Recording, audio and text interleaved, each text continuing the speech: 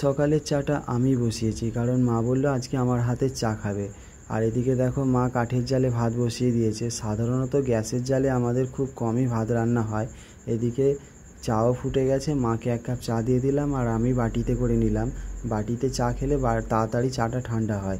তোমাদেরকে এর আগের ভিডিওতে বলেছিলাম যে আমি 3 মাস কাজে যাইনি, ঘরের কাজ হচ্ছিল বলে। তো আজকে 3 মাস পর কাজে যাচ্ছি। একটা সঙ্গে ছাতা নিয়েছি, যেটা মায়ের ছাতা।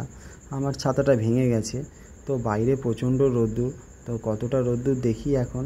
তো বাইরে দেখো প্রচুর রোদ্দুর, কাঠফাটা রোদ্দুর, খুব একটা গাড়ি ঘোড়া চলছে না। এর মধ্যে দিয়েই যাব আমি। তো আমার কাজ হয়ে গেছে। এই যে সাইকেলের মধ্যে আমার ব্যাগ রয়েছে। এখন আমি বেরিয়ে যাব। আমি হাওড়ায় কাজ করি। কি কাজ করি সেটা তোমাদের দেখালাম না। তো এই যে ফাঁকা গলি, এই গলির ভেতর দিয়ে চলে যাব আমার বাড়ি। আমার বাড়ি এখান থেকে 7 কিলোমিটার মতো হবে।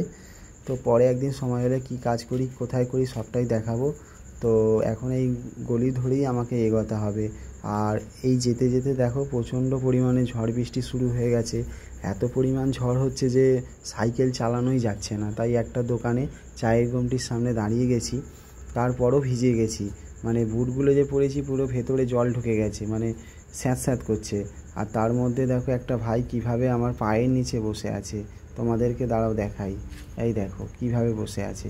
তো ভিডিওটা এইখানেই শেষ করব। যদি ভালো লাগে অবশ্যই লাইক, কমেন্ট, শেয়ার করো। দেখা হবে আবার অন্য কোনো ভিডিওতে। আর অবশ্যই আমার চ্যানেলটাকে একটু সাবস্ক্রাইব করে দিও বন্ধুরা।